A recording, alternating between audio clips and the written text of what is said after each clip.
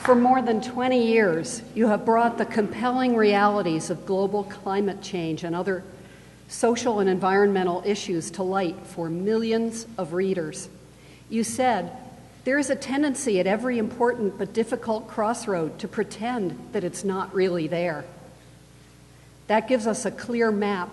You give us a clear map to navigate the perilous crossroads of our changing world. With your characteristic journalistic tenacity, you have published a dozen books and many more articles that jolt the complacence out of readers, alerting them to global perils ranging from genetic engineering to human population growth. Author Tim Flanner called you the most effective environmental activist of our age. He said, anyone interested in making a difference in our world can learn from Bill McKibben. But your impact goes far beyond words to the grassroots actions you inspire. In 2007, you launched a national campaign to curb carbon emissions, and you are the founder of 350.org, the international climate campaign. It emblazons in the global consciousness the fateful turning point of atmospheric carbon dioxide, 350 parts per million. Your message is taken to heart here at Marlboro, where we have active community groups dealing with environmental issues, a student-managed farm, a faculty-driven environmental studies program, and a class reducing our carbon footprint. Like you, we affirm that addressing global environmental challenges will take poets and psychologists and historians, as well as scientists and engineers. You recognize the importance of arts in the environmental movement because, as you said, we need to reach people who don't respond to bar graphs and pie charts. You even appeared with the Vermont Symphony Orchestra this month. I think it was the Vermont Youth Orchestra, yeah. Interspersing readings with composer Robert Patterson's A New Earth, inspired by your most recent book on global climate change. We honor you as our neighbor in Vermont, where you live in Ripton and serve as the Schumann Distinguished Scholar at Middlebury College. Middlebury President Ron Leibowitz said, few writers have had such a great impact on public perception of a critical issue in contemporary society.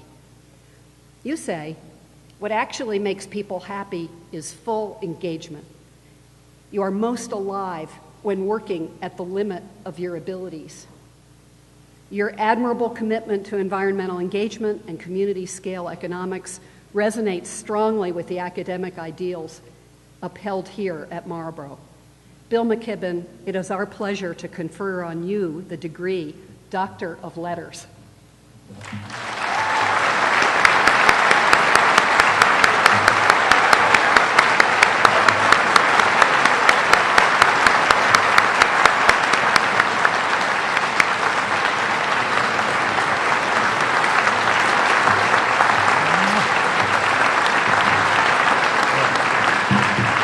Thank you all.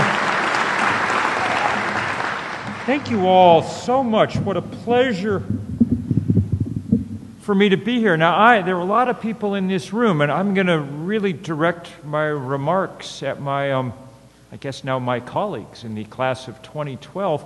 Because of the way you're seated, it's going to make it look as if I'm sort of watching a slow-moving tennis game as I proceed. The rest of you are welcome to listen in, but mostly I want to congratulate y'all. This is an awfully big deal. I know many of you are going to go on to study later and things, but you know what? You've been in school since you were 3 or 4, and you've pretty much checked the last thing off the list that you actually have to do. You know, you've met the minimum and done it in real style. And in fact, really looking at the program, the only thing you have left to do is endure my talk. And since I've already got mine, it may go on a little while. But look, I've been looking forward to this on my calendar for a very long time. I'd never been to Marlboro, but I'd always intuited from a distance the kind of spirit and passion and distinctiveness of this place, and known that there were no other places quite like it in the country. And all I really want to do is just sit and talk with you about all the, about horror cinema and hagiography, about Frost and Foucault. Just reading the list of, from Pollination to Proust, from the Dutch Baroque to data analysis of urban fire departments. I would love to just sit and talk for hours and hours with you about all that you've done, and instead I'm going to talk at you, and then I'm going to ungraciously leave before this ceremony is even over, because I have to get to the West Coast tonight. They've just announced plans for a series of big coal ports on the West Coast to ship coal to Asia, and a number of our colleagues were arrested the other day trying to block a coal train coming to the West Coast, and I need to get there, but this is the thing that I most was looking forward to doing. I'm so grateful for the opportunity. And so grateful that the year that began with Irene for you all ends on this beautiful, glorious day. It must be said that even beautiful, glorious days now carry a kind of freight that they didn't in the past. I don't know about you, but that March heat wave we had, that sort of freakish heat wave at the end of the winter when the temperature, in South Dakota, while it was still winter, the temperature was 94 degrees. And across Vermont, we were in the 80s, and we had place after place, 15,000 new temperature records set, and place after place where the low temperature for the day beat the old all-time high temperature mark, something that really should be statistically impossible, but happened over and over again. Those beautiful days when we were all out wandering around in shorts and T-shirt, still at the back of our minds, that sense that this was not how it should be, and it isn't how it should be. And the burden of what we have done to this world lays a little heavy on the older of us as we look at you. The greatest wish of people, I think, is to pass on to the world, to their children and grandchildren, a world in better shape than the one that they were born into, and we have failed at that task. The world is not in as good shape as it was when we were born.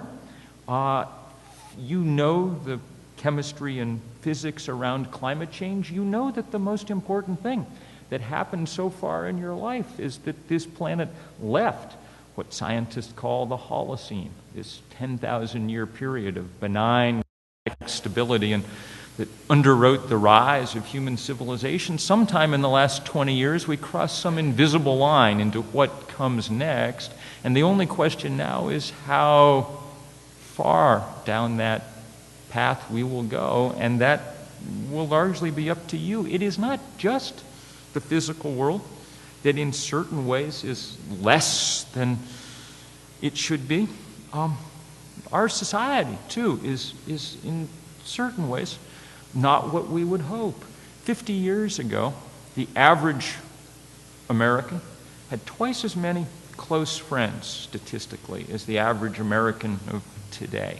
It is a very, very large loss, a very big change, and it explains why, statistically, we find that people in our society are nowhere near as happy as they were, feel as satisfied with their lives as they did some decades ago.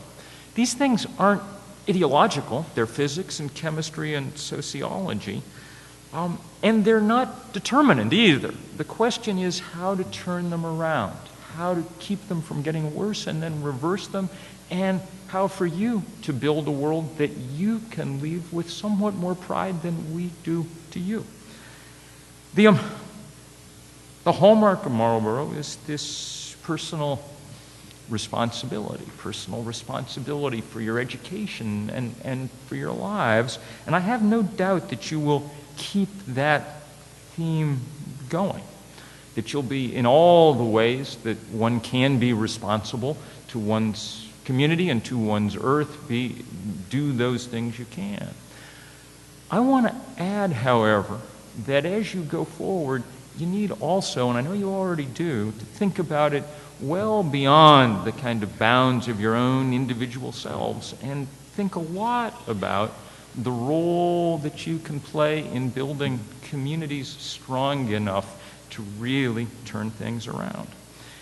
I deal with climate change, the most pressing problem human beings have ever faced. It's very clear why we're making no progress. The fossil fuel industry, the richest enterprise humans have ever engaged in, has been able to use that financial power to block change.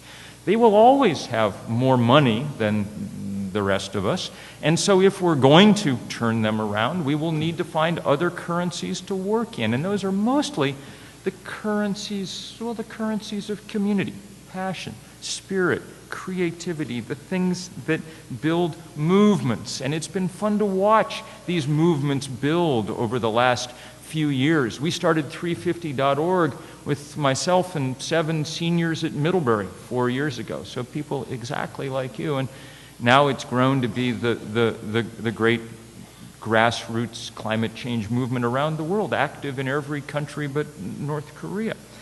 And one of the, and we may not get there anytime soon, one of the things that I always think when I'm at college, but especially at this college, especially here, is that while you've been busy studying important things, the real thing that you've been studying has less to do with the various disciplines and all the good work that your professors have been doing with you than it does with the context of that study, the community in which you're embedded.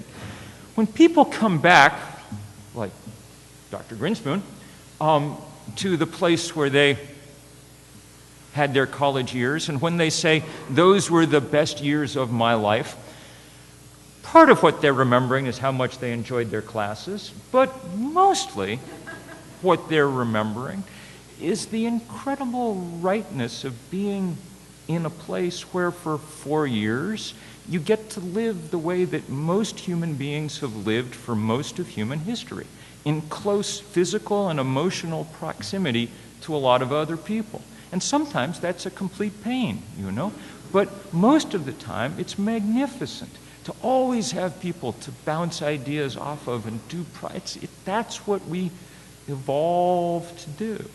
And the wrong turn we took as a society, of course, was to get away from that. The reason that we have half as many friends as people 50 years ago is because we spent the intervening 5 decades hard at work on the project of building bigger houses farther apart from each other, you know? And that's also the reason why we pour so much carbon into the atmosphere. One of the ironies of higher education, or of education in general, is that we bring you here and you have this wonderful community, but one of the sort of subtext is you now are equipped to go out and earn enough money that you'll never have to live this way again, you know? But there's no absolute requirement that you do that. And if you're wise, and I think you are, you'll look for ways all along to try and take some of this community and make it work in the rest of your lives. I got to tell you the truth, which is that I do not know whether we're going to win this epic fight about the climate. There are scientists, as you know, who think we've waited rather late to get started, and there are political scientists who think the odds are simply too great. There's too much money on the other side, and they might be right.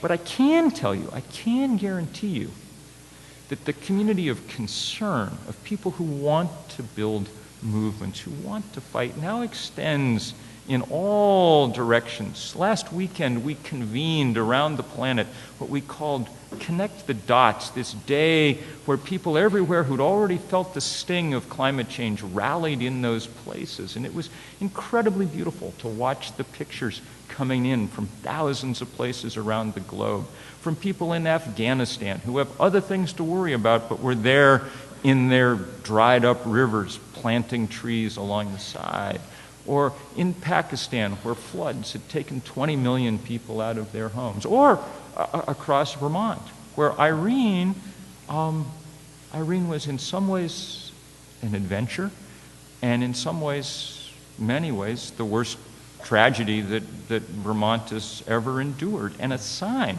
of the power of this new world that we have unleashed. I don't know if we're going to win, but I do know that all around the world, including in places that have done nothing to cause this problem, there are people ready and willing to fight in all the ways that they can. It's always such an honor for me to get to be in those rooms, and it is such an honor to get to be in this one.